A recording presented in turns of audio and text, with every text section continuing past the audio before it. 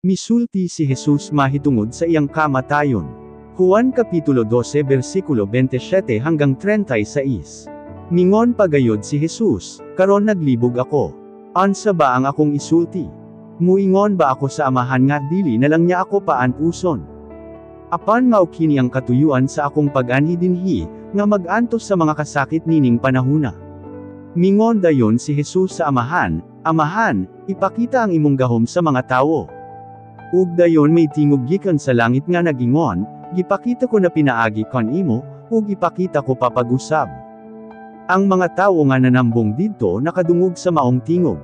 Nagingon sila, midulugdog. Apan ang uban nagingon, nakigsulti kanya ang anghel. Apan mingon si Jesus kanila, gipadungog kadto sa Dios dili alang kanako kon dili alang kaninyo. Sukad karon hukman na niya ang mga tawo sa kalibutan. Ug mapildi na niya si Satanas nga mao ang nagagahom nining kalibutan. Ug kon bayawan na gani ako gikan sa yuta, paduulon ko ang tanan nga mga tawo ngari kanako.